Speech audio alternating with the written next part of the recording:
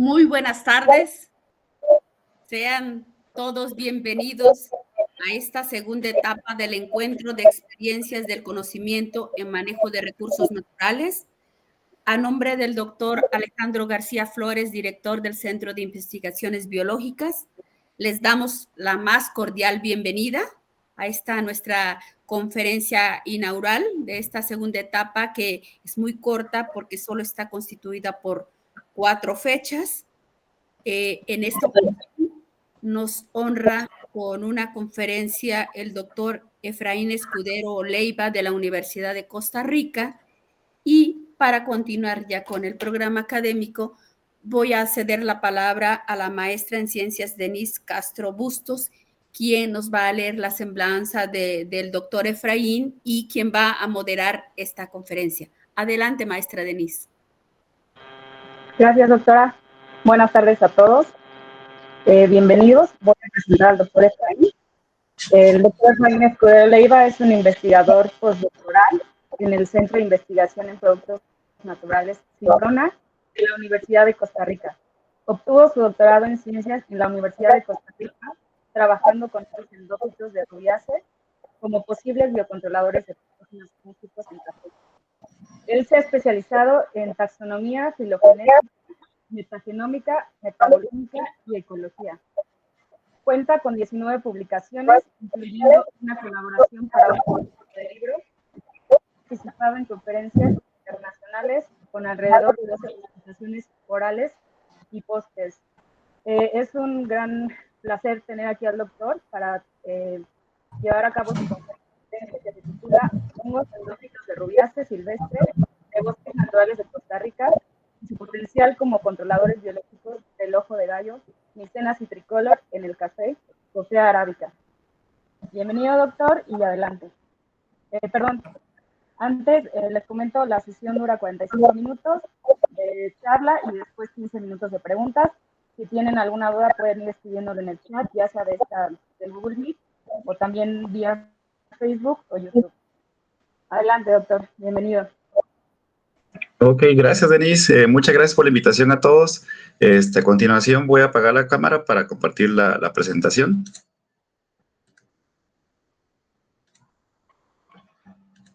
Listo, pues arrancamos. De nuevo, muchas gracias por la invitación. Es un placer para mí compartir un poco del trabajo que he realizado a lo largo del doctorado. En este caso, vamos a centrarnos en lo que fue la Mycena citricolor, o bien conocida la enfermedad como ojo de gallo, en el café. Entonces, a modo de introducción, los hongos endófitos, bueno, primero, son unos organismos sumamente interesantes, viven dentro de los tejidos internos de las plantas, de todas las plantas que existen en el planeta. Podemos encontrarlos en los frutos, dentro de las hojas, también dentro de tallos y también de raíces.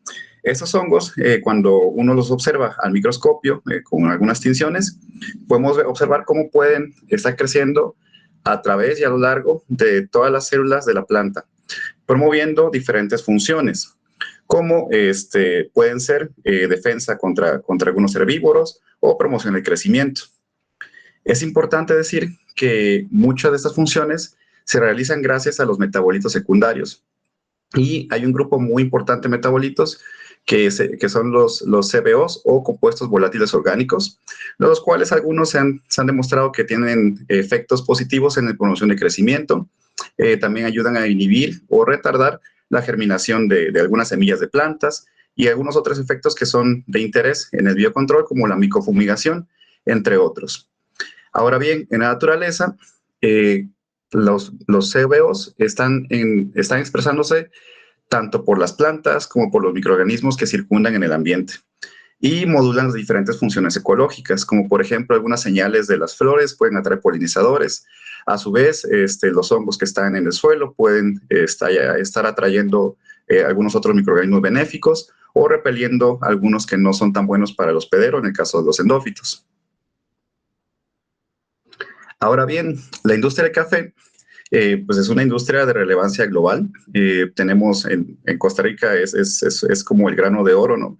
Es un producto sumamente importante, ya que la cadena de valor abarca no solamente la parte de las fincas, del sector productivo, sino también toda la parte del transporte, el tostado, el embalaje, y obviamente genera muchos empleos y es de suma importancia. Entonces, para esto, el café ha tenido una incidencia en la severidad y en la intensidad de las plagas, no solamente en Costa Rica, sino también en todos los países, porque son productores de café, incluyendo a México.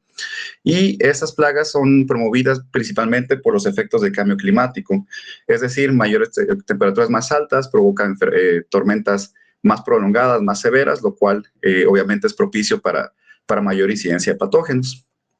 Entonces hay una demanda en incremento de productos que sean también libres o reducidos en agroquímicos, ya que cada vez más el consumidor final demanda productos que sean libres de estos pesticidas que son potencialmente peligrosos o dañinos para la salud.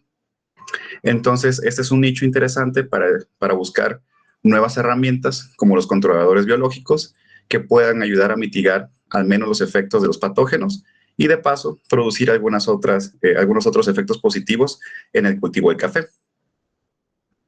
Ahora bien, ¿por qué escogimos Rubiace para ese trabajo? Bueno, tan solo en Costa Rica, la familia botánica Rubiace, que es donde se encuentra inmerso el café, tiene alrededor de 650 especies. En esta fotografía podemos ver cómo se ve la foto de una Rubiace silvestre aquí en Costa Rica.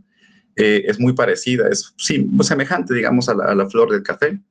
Y además se ha demostrado que las relaciones filogenéticas estrechas entre plantas que son parientes son bastante benéficas y tenemos más posibilidades de transferir un poco de esa diversidad endofítica hacia la planta objetivo. En este caso, pasarle algunos organismos benéficos de las plantas de sus primas silvestres al café. Entonces, para este trabajo, lo que nos propusimos fue primero, obviamente, aislar e identificar hongos endófitos provenientes de Rubiace silvestre de áreas naturales de Costa Rica y después obtener una filogenia selected con potencial como biocontroladores. Ahora bien, les voy contando como poco a poco qué es lo que fuimos haciendo. El tercer objetivo también tiene que ver con caracteres químicos, con los CBOs específicamente, y correlacionar esto con la actividad antifúngica. Entonces, para la primera parte de aislamiento y caracterización de hongos endófitos, les voy a contar brevemente la sección de métodos y después qué obtuvimos con esta parte, ¿no? Bueno, primero, obviamente, fue el aislamiento y la purificación de los endófitos. Para esto visitamos diferentes parques nacionales y fincas privadas que tuvieran un bosque primario que estuviera conservado. Buscamos las plantas con ayuda de botánicos expertos para identificar las plantas de Rubiace y posteriormente aislamos los hongos con medios convencionales como el Papa-Dextrosa agar. Posteriormente, ya que estaban purificados, pasamos a la extracción de ADN, pasamos a la PCR y la secuenciación con diferentes marcadores moleculares para establecer claramente su taxonomía, porque esto es de suma importancia, saber con quién estamos trabajando. Y finalmente, el análisis bioinformático, que consiste en una asignación taxonómica con la herramienta BLAST, usando diferentes bases de datos, alinear las secuencias, producir la filogenia y anotar los roles funcionales ecológicos de los hongos usando una base que se llama UNITE, ¿no? Entonces, el pipeline más o menos se ve así como lo ven a la izquierda, y el árbol filogenético que obteníamos tenía diferentes categorías, como pueden ver en pantalla, ¿no? Patógeno de plantas, saprófito de madera, saprófito de estiércol, indefinido, y etcétera, ¿no? Entonces, en función de esto, pudimos clasificar la diferente colección que tenemos y seleccionar un grupo selecto enfocado en el orden hipocreales. ¿Por qué hipocreales? Bueno, nosotros ahí encontramos patógenos, sí, como Fusarium, pero también de los controladores más importantes y más relevantes en la historia de la micología, como es el género Trichoderma.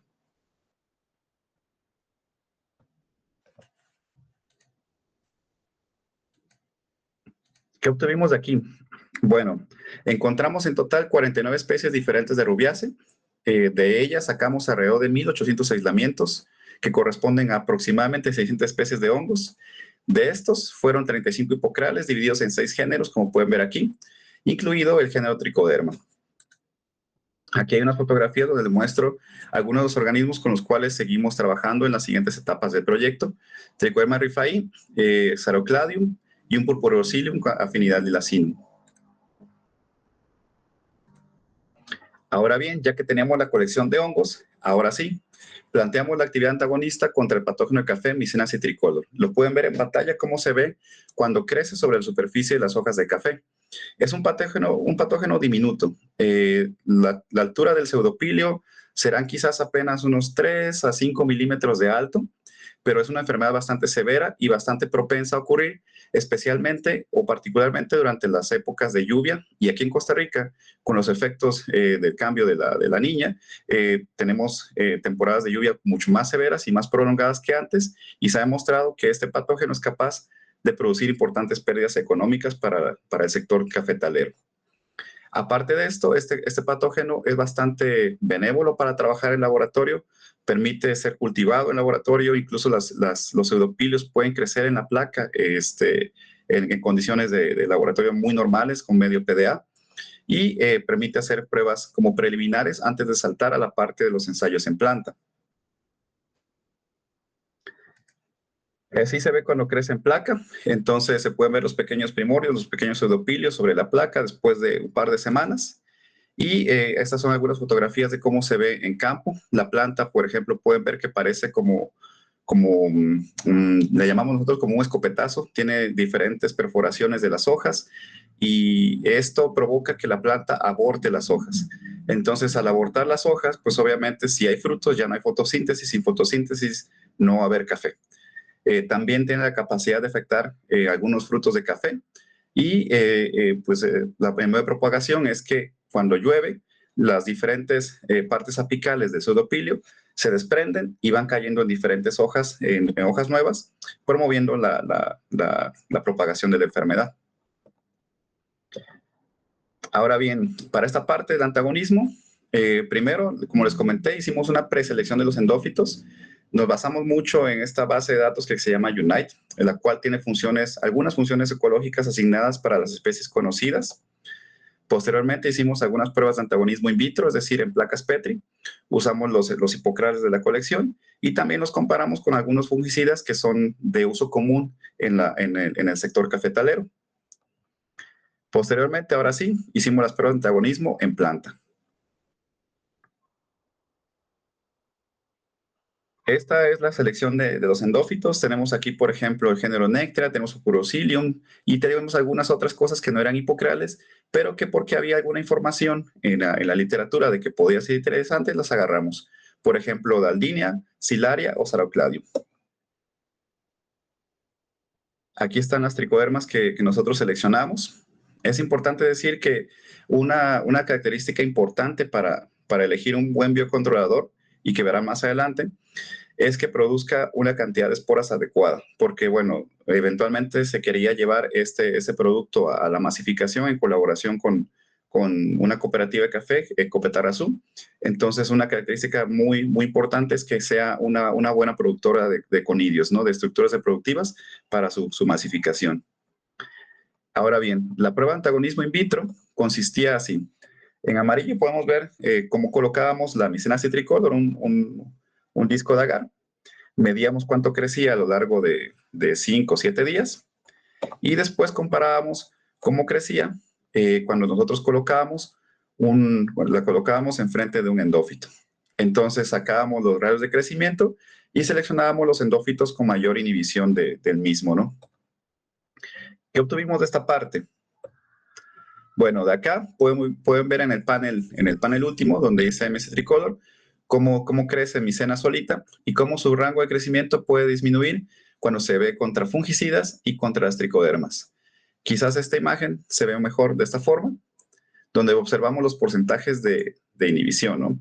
Entonces acá observamos que el grupo de las tricodermas es capaz de inhibir por arriba del 60% en algunos casos el crecimiento de la tricoderma, que son, digamos, valores cercanos, no iguales, cercanos a los fungicidas comerciales. Los fungicidas comerciales pueden verlos en la parte de abajo, como azoxystrobina, clorothalonil, ciproconazol, propinep, etc. Ahora bien, ¿qué nos interesaba también de estas pruebas?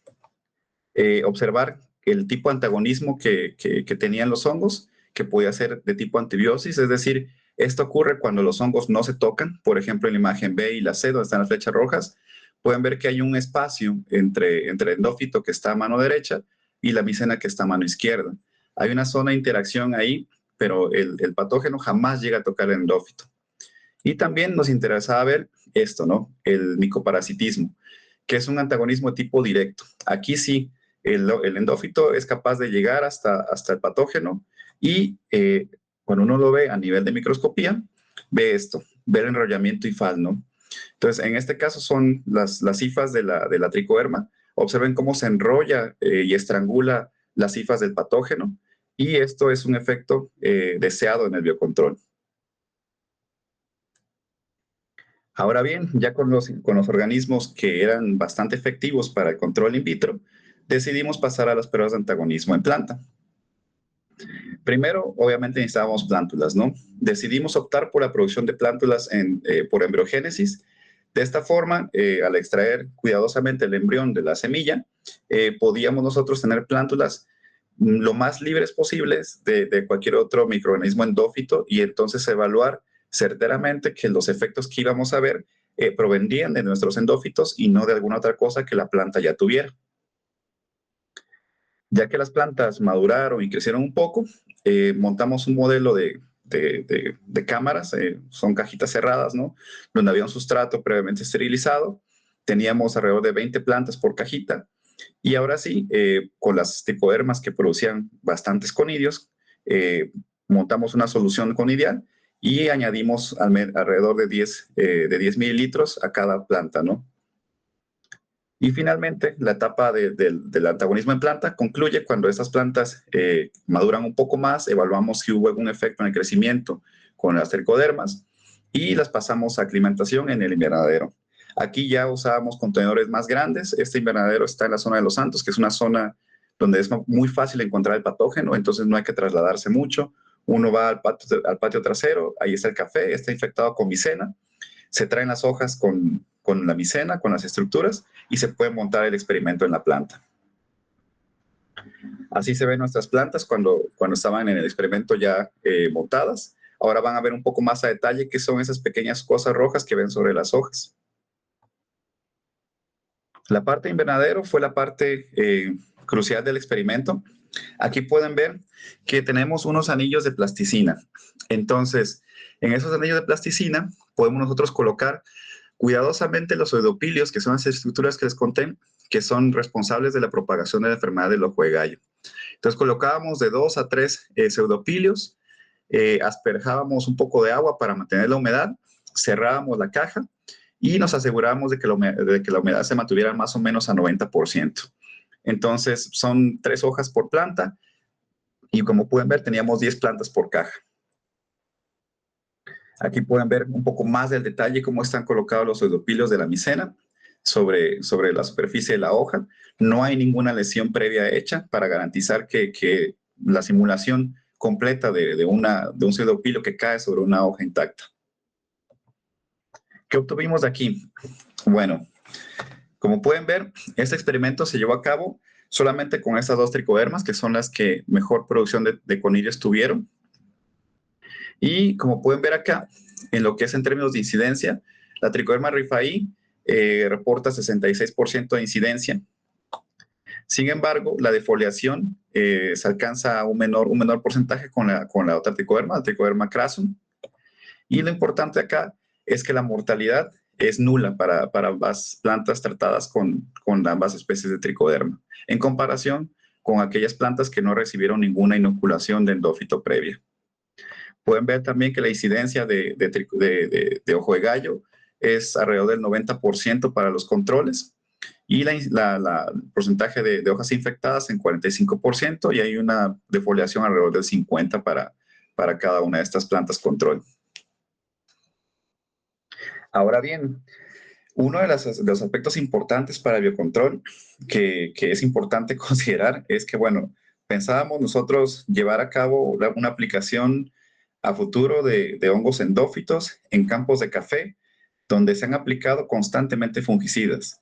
Y nos hace la pregunta, bueno, ¿tiene sentido esto? ¿Van a sobrevivir ante la presencia de cargas y cargas y una diversidad enorme de agroquímicos? Entonces, esta pregunta era importante responder. Entonces, para esta parte, lo que hicimos, bueno, fue tomar las 4 tricodermas, ya que vimos que eran las que mejor se comportaban contra el patógeno, y las probamos en medio sólido, comparándolas contra los diferentes fungicidas que hay en el mercado, que se utilizan comúnmente en el café. Después hicimos pruebas de tolerancia a medio líquido. Aquí pueden ver que nuestra lista de fungicidas se reduce. Esto es porque para la parte de la química fina no existen todos los patrones o son muy caros de conseguir. Entonces pudimos conseguir 4 de los 7 que originalmente teníamos. Pueden ver que también que trabajamos ahora ya no con 4, sino con 3 especies de tricoderma. Eso también se debe a que una de las tricodermas, bueno, ya medio líquido ya no funcionaba igual. Y finalmente la prueba de toxicidad usando el modelo de Daphnia magna. ¿Qué obtuvimos acá? Pueden ver acá las diferentes gráficas de barras, donde pueden ver los valores que alcanzamos de inhibición de los fungicidas hacia nuestros endófitos. Entonces, algo que salta a la vista es esta parte, ciproconazol. Pueden ver cómo este ciproconazol es el único capaz de inhibir el crecimiento de todos nuestros endófitos, menos uno, la Trichoderma rifaí. En la figura de la derecha, pueden ver acá en el recuadro blanco cómo se ven los diferentes endófitos en sus placas con el medio inoculado, y no hay diferencia, no hay crecimiento evidente, ¿no? Salvo la Trichoderma rifaí. Algo que también es bastante notorio es que las tricodermas van cambiando su morfología dependiendo del medio en el cual estén creciendo. Pueden ver que aparecen una especie de zonaciones, manchas, elongaciones de las secciones como hifales, disminución de la producción de conidios, un amarillentamiento de los conidios también. Entonces, son adaptaciones morfológicas que las tricodermas van adquiriendo para poder sobrevivir en medios difíciles. También podemos ver acá, por ejemplo, la parte de la valindaminacina, que es en el panel izquierdo de las gráficas, que es, por decirlo así, el fungicida más benévolo para nuestros endófitos, dejándolos crecer casi arriba del 90%. Ahora bien, las pruebas de ecotoxicidad se basaban en diferentes parámetros. Nos interesaba tener un control con el peso seco, un control también con el micelio previamente eliminado a través de autoclave para saber si el efecto de remoción se debía a la absorción y no a una interacción con el hongo con el fungicida. Y lo que obtuvimos fue esto. Podemos ver acá las diferentes gráficas, cómo funciona con los diferentes fungicidas. Aquí lo importante es ver que con clorothalonil la toxicidad se reduce hasta el 6.4% con Trichoderma rifaí, lo cual es sumamente interesante. Lo mismo pasa con el ciproconazol y se remueve hasta un 46%, ¿no? Entonces, el fungicida que mejor se remueve es el clorothalonil, se remueve hasta un 89%, y lo que vemos acá con el ciproconazol, que es el que se correlaciona con lo que habíamos visto previamente en las placas, esto ya fue medio líquido, es que podemos ver acá cómo cae la presencia del fungicida cuando está en presencia de la Trichoderma rifaí. Ahora bien, para esta última parte de que les quiero contar, aquí evaluamos el volatiloma de un endófito, ¿no? El volatiloma comprende todos los exudados, toda la parte de compuestos volátiles orgánicos que, como les mencioné, tienen efectos biológicos sobre los organismos que los circundan. Entonces, para esto, primero un experimento sándwich, ya les platicaré de qué se trata, y luego un experimento de gases masas con dos particularidades. Gases masas con Headspace, ahora les cuento un poco más de la técnica, y gases masas con Headspace y aparte SPIME. Y finalmente, para corroborar todo esto, una prueba con los compuestos volátiles sintéticos. Entonces, la primera parte, Para el experimento sándwich, tenemos el crecimiento del endófito y el patógeno. Aquí seleccionamos ya no las tricodermas, sino nos fuimos con Daldina scholzi, que es un silarial que tiene bastante soporte en la literatura de producción de metabolitos volátiles y también solubles en medio. Entonces, era interesante probar el efecto y como habíamos visto en las pruebas in vitro anteriores, generaba una excreción de color como verdosa que producía alguna especie de quemazón en la micena. Entonces se nos hizo interesante observar un poco más a detalle qué es lo que estaba ocurriendo ahí. Contra las tricodermas, obviamente no había un contacto directo. Entonces, para esto montamos este experimento de confrontación sin contacto o sándwich, ¿no? ¿En qué consiste? Tenemos placas de Petri con medio PDA. En la parte de abajo tenemos a Daldinia y posteriormente en una placa extra colocamos a micena, lo sellamos con parafil y medimos qué tanto crece micena cuando está en contacto, bueno, cuando está en este experimento sin contacto, en confrontación con la Daldinia. Entonces, en esta cápsula cerrada se van a emitir compuestos volátiles que se van a acumular y producirán eventualmente algún efecto. ¿Y qué observamos? Bueno, si observamos bastantes cosas interesantes, pueden ver en las flechas blancas cómo se ven las cifras de micena cuando están expuestas a los volátiles de la línea. Pueden ver en comparación con la figura aledaña que las cifras cuando están sin contacto de algún endófito son turgentes, son transparentes, mantienen su forma y en cambio después de exponerse a los volátiles se enrollan y aparecen como chamuscadas. Lo mismo pasa con las estructuras de reproducción, los pseudopilios. En la imagen G pueden ver cómo están todos los pseudopilios de color amarillo brillante y posteriormente al contacto de los volátiles se queman. Es importante decir que aislamos esa parte de pseudopilio chamuscado, lo pusimos en una placa de Petri nueva y no hubo crecimiento. Entonces hubo un efecto de micofumigación, lo cual es interesante para cuestiones de biocontrol.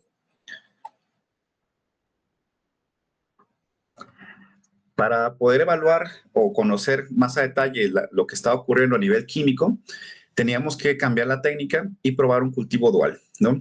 Entonces aquí teníamos 10 réplicas, Daldinia, que va a ser D, micena, que va a ser M, y DM, que eran placas donde estaban ambos montados y se tomaban pequeñas piezas de la zona de la confrontación para montar en el aparato, en el gases masas. Como les comenté, tenemos dos abordajes, el experimento de gases masas con Headspace, que consiste básicamente en que los viales son precalentados, se toma una masa muy pequeña, son alrededor de 5 discos por placa, teníamos 10 réplicas, entonces eran 10 viales. Estos viales son precalentados más o menos a 50 grados para excitar los compuestos gaseosos que hay dentro y se van a la parte del espacio de cabeza o headspace en inglés. Aquí se condensan y son posteriormente inyectados al equipo químico de cromatografía. La otra variante que usamos fue el experimento con gases masas, Headspace, pero ahora es PYME, que son unas jeringas, unas fibras, unas cintas, que son de diferentes compuestos. En este caso usamos una PDVMS, que es una polivinil silosano.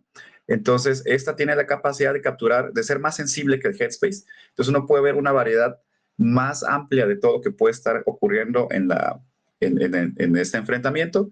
Sin embargo, consideramos nosotros que el primer abordaje, el Headspace, es lo más cercano a la realidad porque ahí cuantificamos los elementos o los compuestos más abundantes en la atmósfera del vial.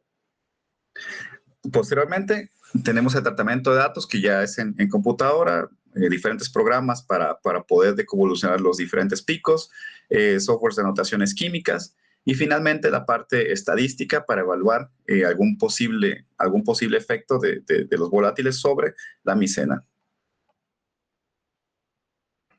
¿Qué obtuvimos de aquí? Bueno, brevemente les contaré que con el Headspace obtuvimos 13 variables, 13 posibles compuestos. En cambio, con el Headspace y las cintas, las fibras de SPIME, podemos anotar hasta 39. Coinciden 12. La tabla consenso que tenemos, es decir, de ambos abordajes, suman 40. Y de esos 40 pudimos identificar en algún nivel 38. ¿Cómo se ve la tabla de anotación? Bueno, no es necesario que lo lean, pero más o menos se ve así, ¿no? Aquí tenemos la lista de nuestros, aquí aparecen 36, pero les comenté que eran 40. Entonces aquí viene hasta dónde pudimos anotarlo. La clase química para todos sí se pudo llegar. Podemos ver qué pasaba en el experimento de cocultivo, si aumentaba, si disminuía, y los diferentes valores de notación respaldados, por ejemplo, con COVADS, con una notación de NIST, de una base de datos química, y el nivel y la confianza a la cual nosotros pudimos identificarlo. Entonces, ¿cómo se veía esto? Ya en la estadística, podemos ver en el recuadro de rojo cómo tenemos el compuesto que corresponde al 1,8-dimetoxinaftaleno, que emite una señal con posible correlación para los efectos del grupo de confrontación que era de M. En cambio, también tenemos otro compuesto que es el 9-epi-beta-cariofileno, que también aparecía para estos datos de confrontación. Entonces, hasta esta parte, podemos ver también que hay señales que son exclusivas de Daldina, aparecen en color azul por aquí. Entonces, podemos ver que hay cosas que se expresan solamente cuando Daldina está sola y cosas que se expresan cuando Daldina está en confrontación con el patógeno Mycena citricolor. ¿Qué pasó con Mycena? Bueno, interesantemente, no produce ninguna señal de volátiles. ¿Qué seguía después de esta parte? La única forma de corroborar si efectivamente la estadística nos dice que esto produce algún cambio es probar los compuestos. Esto es como se ve la parte de abundancias de los compuestos en el cromatograma. Pueden ver acá con Headspace cómo hay un incremento en la parte de cariofilenos a mano derecha en el cocultivo. Cuando se ve con SPIME, los colores aumentan, es decir, hay más variedad de cosas que pueden ser reconocidas en el sistema cerrado. Pueden ver acá que la parte de poliquétidos también aumenta para el SPIME, y aparece también un poco más en abundancia la parte de naftalenos. Entonces, recordamos que tenemos el 1,8-dimetoxinaftaleno, entonces esto quiere decir que hay una cierta correlación, ¿no? Aquí la tabla, la parte de consenso, podemos ver cómo efectivamente los naftalenos están sobreexagerados en la parte de cultivo en comparación cuando Daldina está creciendo solita. Por el contrario, podemos notar que, por ejemplo, la parte de aldehídos alifáticos es mucho mayor cuando Daldina está sola y casi nula cuando está en el cocultivo. Ahora bien, para la parte de las pruebas con compuestos sintéticos, ya tenemos los compuestos anotados, hicimos las pruebas estadísticas como la NOVA, el PSA, el PLCDA. Había que hacer la parte de síntesis química, es decir, obtener los compuestos, y finalmente una prueba in vitro contra las estructuras de Mycena citricolor para validar si lo que veíamos previamente en el experimento en sándwich lo veíamos ahora con nuestros compuestos sintéticos. Entonces, estos son los pseudopilios, eso es lo que nos interesaba dañar, y este era el montaje del experimento in vitro. Aquí pueden ver cómo está una sección con unas estructuras de pseudopilios, y a mano derecha un filtro, un disco de papel filtro, que eventualmente se cargaba con uno de los compuestos sintéticos. Y finalmente, las observaciones en microscopio electrónico de barrido para evaluar si había algún daño en la pared o en la estructura del pseudopilio. ¿Qué obtuvimos de esta parte? Bueno, yo soy biólogo de formación, no soy químico, entonces me tocó ir al laboratorio, aprender un poco de la parte de síntesis y pasar del 1,8 metoxi al 1,8 dimetoxi. Entonces, funcionó y obtuvimos lo siguiente. Aquí pueden ver cómo están las estructuras en las flechas blancas, cómo observamos los daños con la Mycena, se ven un poco oscuros, y cuando no había efecto de los diferentes volátiles, observamos cómo Mycena podía crecer sobre la placa. Ahora bien, en la imagen E y F, esta es la microscopía del pseudopilio sin ningún daño, y la imagen G y H es posterior a 24 horas después de la exposición con el 1,8 dimetoxinaftaleno.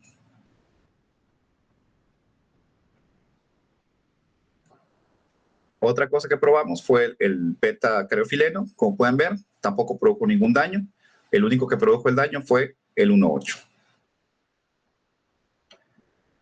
¿Qué podemos ir concluyendo de este trabajo? Bueno, tenemos una colección de más o menos 1,600 aislamientos.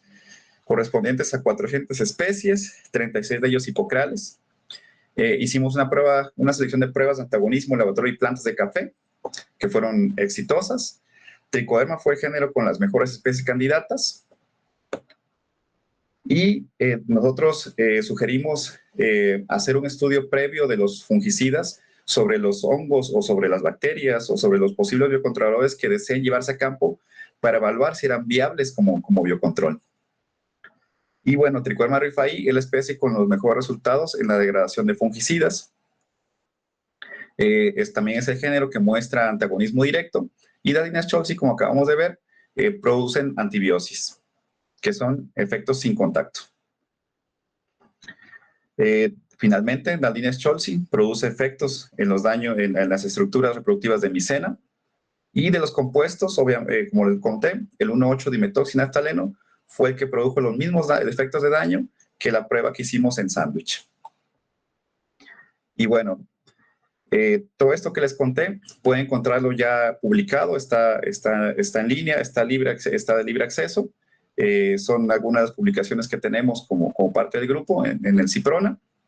Y con esto, no me queda más que agradecer a mucha gente que estuvo conmigo a lo largo del doctorado, en los análisis de datos, en la compañía de laboratorio, etcétera. Y obviamente a la gente, a las instituciones que respaldan los diferentes trabajos, como la Universidad de Costa Rica, el CIPRONA, la Escuela de Biología, National Science Foundation por los fondos, CENIBIOT, Copetarazú porque siempre estuvo caminando con nosotros muy de cerca para las pruebas en campo, y la parte de clase computacional. Y les dejo mi correo por si tienen alguna consulta a futuro.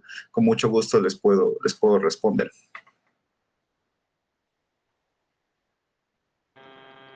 Muchísimas gracias, Efraín. Una gran charla. Gracias por tu tiempo y todo lo que nos comentabas en cuanto a tus proyectos. Vamos a empezar a ver si hay preguntas aquí en el chat o en Facebook. Los estudiantes de posgrado, si gustan empezar a preguntar, sobre todo los que están en el área de micología. Y bueno, si no, yo voy a empezar con una pregunta. Okay. ¿Por qué no continuaron, o más bien hacer con la línea lo que se hizo con Tricoderma, las inhalaciones en campo, y cómo podrían hacerse? Y también cómo se podría, o cómo piensas que se podría comportar la línea contra estos fungicidas. O sea, como para tener ambas partes, ¿no? Lo que se realizó con Tricoderma con evaluaciones de fungicidas y la línea, y viceversa, ¿no? Hacer los compuestos, el volatiloma de Tricoderma versus Cena. ¿Ustedes hicieron algo así? ¿O solamente de acuerdo a lo que comentabas, de la línea por todo lo que ya se conoce en la línea? Ok, bien, primero, nos interesó primero la parte de Tricoderma por el antagonismo directo y porque alguna de estas especies, bueno, como vieron, produce muchos conidios. El caso con Dallinia está en que la concentración conidial no alcanzaba los valores que deseamos para poder masificarlo un poco en laboratorio y llevar a cabo las plantas. La otra razón es que, bueno, había un factor limitante que fue la pandemia. Entonces cayó justamente en la etapa de los ensayos en planta. Y bueno, ya nos quedamos cortos de tiempo para probar muchas más especies. Para tener las plantas se toma al menos 4 meses, más otros 2 meses de aclimatación y luego 1 mes del ensayo. Entonces ya se fue medio año. Entonces básicamente la limitación del tiempo. Pero sí nos preguntamos muchas veces como qué pasaría si nosotros logramos primero evaluar que Dallinia coloniza y se vuelve endófito del café. Con las tricodermas sí pudimos evaluarlo. Es importante decirlo, sacrificamos plantas a lo largo del ensayo de colonización para rastrear por dónde iba, ¿no? Entonces, con Tricoderma rifaí y con la Crasum, logramos reaislar las tricodermas de la raíz, del tallo y de las hojas solamente con rifaí.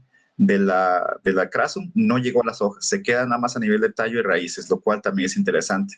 ¿Qué pasaría con Dallinia? No lo sabemos. Y también lo otro es que alguien nos preguntaba que si podíamos masificar el compuesto y aplicarlo sobre el café. No lo sé, porque quizás, obviamente, las plantas de café están expuestas a radiación UV, a lluvia, el compuesto puede lavarse, no sabemos si tiene algún efecto sobre interferencia del sabor del café, ¿no? Entonces, porque es un compuesto que no tiene un olor agradable, ¿no? Entonces, son preguntas que quedan por ahí, pero que serán interesantes de responder a futuro. Muy bien, muchas gracias. Muy, muy interesante. Por aquí está una felicitación del doctor Rubén Castro. Dice, muy bonito trabajo. Felicidades al doctor Efraín. Se ve que hay talento mexicano en Costa Rica. Muchas gracias. ¿Alguien más quiere preguntar algo? Hay una mano alzada por ahí. Adelante, doctora. Gracias, Denise. Bueno, primero felicitar al ponente, muy bonita su plática, muy interesante, y a mí lo que me da interés es saber sobre Daldinia, de dónde la aislaron, si es nativa, saber algo de esa especie y cómo llegaron a saber qué es Daldinia, es Cholsi, quién se las identificó, etcétera. Ok, bueno, esta sí es una especie endófita, la sacamos de una de las 49 especies de rubiáceas, tendría que checar la lista para saber de cuál vino. Sí recuerdo que vino de la zona sur de Costa Rica, del Pacífico Sur. No es una especie endémica de Costa Rica, está reportada en varias zonas tropicales. Se reporta como endófita, pero también como saprófita. La identificación la hicimos nosotros basados en el marcador ITS y beta tubulina por consejo de los expertos en la taxonomía de este grupo. Y sí, ¿cuál fue la otra pregunta? Sí. Sí, sí bueno, es de la región, es cómo se identificó. Y otra cosa, ¿qué otros usos tiene reportado en la literatura? Bueno, hay otros experimentos con células cancerígenas. Se han evaluado algunos de sus compuestos solubles como contrarrespuesta contra células múricas de cáncer. Se ha evaluado también su efecto en la dormancia de algunas semillas, no recuerdo qué plantas, pero sí contra algunas semillas. Entonces sí tiene una actividad biológica interesante y es un buen productor, ¿no?, de volátiles. Contrario a las tricodermas que teníamos que producían el contacto directo, no veíamos esa expresión, ¿no?, tan diversa y tan notable. Uh-huh. ¿Y allá se la comen? La Daldinia. Ajá. No, no se la comen, no. Ah, ok, porque sí tiene reporte de comestibilidad, no me imagino cómo, pero bueno. Yo me imagino que es bastante poquito, sí, pero aquí no se la comen. Ajá. Ok, pues muy interesante y felicidades por tu plática. Muchas gracias. ¿Alguien más tiene otra pregunta? Comenta la otra Guadalupe Bustos. Pues muchas felicidades, Efraín, muy interesante su trabajo. Saludos. Gracias, Guadalupe.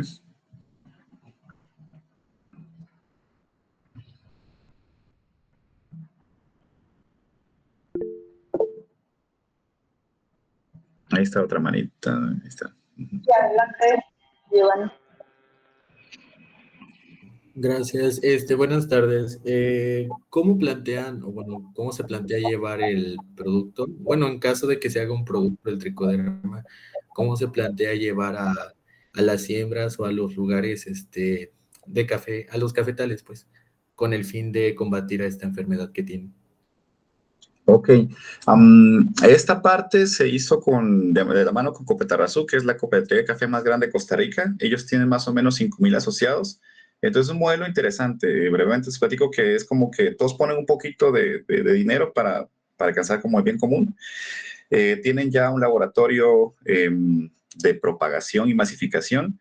Entonces ya cuando terminamos los ensayos, y algo también interesante que nos pasó fue que las plantas con la tricoderma con Rifaí aumentaban el tamaño. Entonces, por ahí puede haber un efecto también de promoción de crecimiento que no evaluamos. Pero entonces ya cuando ellos conocían que esas dos eran las tricodermas como más viables, ellos se encargaron del proceso de masificación y ya se está comercializando bajo el nombre de Tricofecunda Plus, si no me equivoco. Entonces ellos ya tenían una planta de investigación y desarrollo donde tenía algunos otros productos basados en bacillus y bacterias, otras bacterias, y ahora también están usando esta tricoderma.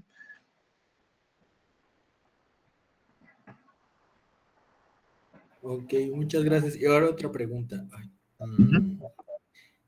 en ese caso en el que utilizaron el tricoderma, ¿no afecta como tal al sabor de café o a algunas de las propiedades que llega a presentar? Es una buena pregunta. Aún no sabemos porque esas plántulas eran plántulas de meses, un año. Hay que esperar unos 3 años a la primera cosecha y entonces evaluarlo propiamente para saber si les cambiamos algo en el sabor. Lo que sí sabemos es que las plantas enfermas de café, cuando algún especialista las cata, produce sabores como amargos y no muy agradables. En cambio, una planta sana, no importa el manejo que haya tenido, si orgánico o convencional, una planta sana te va a dar una buena taza y calidad de café en el aroma y en el sabor. Ok, muchas gracias. Muy bonito trabajo. Felicidades. Muchas gracias. Por aquí tenemos felicitaciones de Roberto Hernández Hernández. Dice, buenas tardes, doctor Efraín, muy bonito trabajo. Gracias. Hay una pregunta. ¿Pretenden evaluar la aplicación de producto en diferentes variedades de café? Eso estaría súper interesante saber cómo responde. Nosotros en el caso particular de los ensayos que les conté, usamos la variedad Caturra. Entonces sería interesante ver cómo se comporta con otras variedades que están usándose ahora, porque como por aquí, no sé, en México, en Costa Rica está usando Costa Rica 95, se usa Geisha y algunas otras variedades como el café de especialidad. Sería interesante evaluar qué les pasa, si mejora o no hay ningún efecto, ¿no?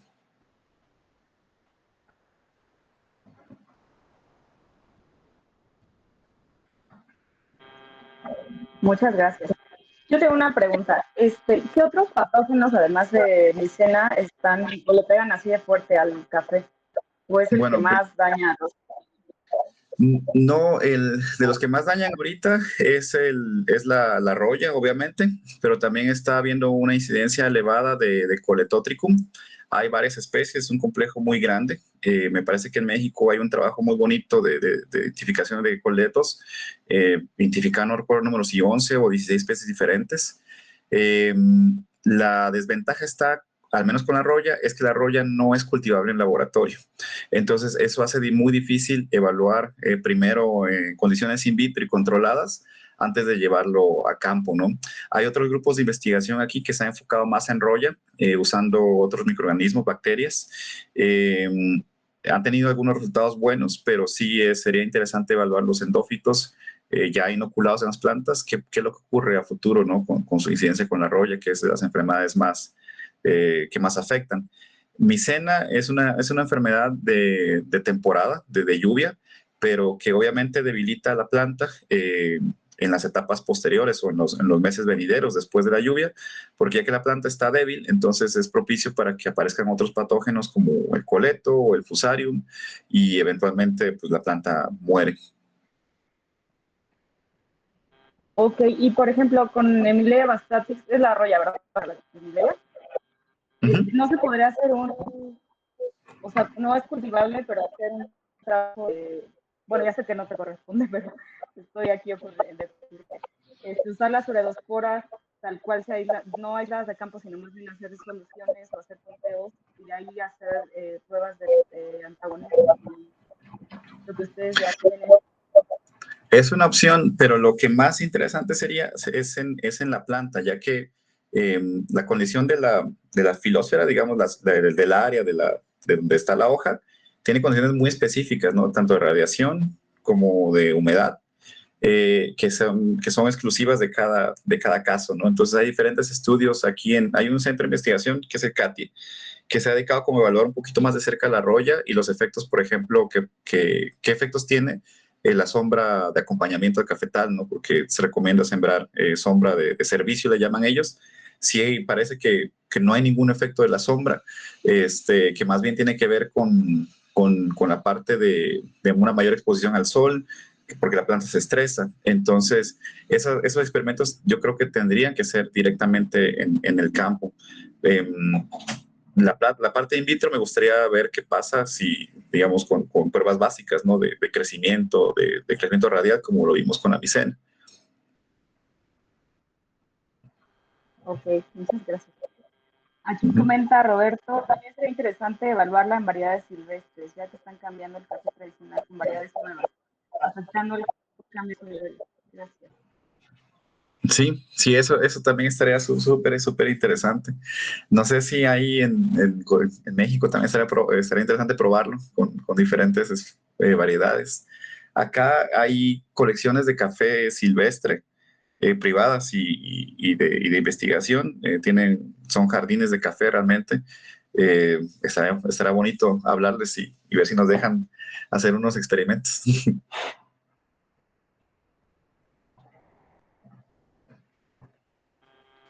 Muchas gracias. ¿Alguien tiene más preguntas?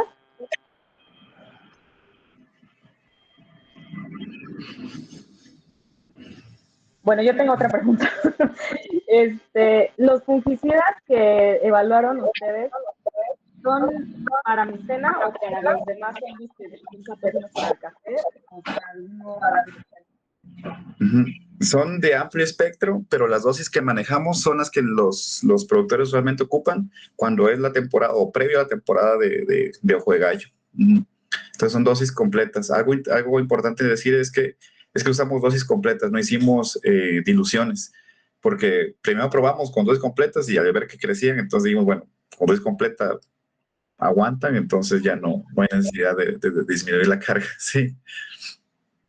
Claro. Oh, súper interesante. Muchísimas gracias.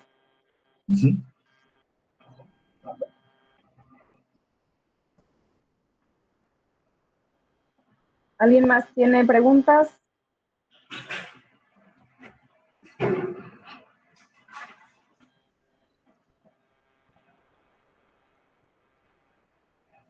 Tenemos tiempo.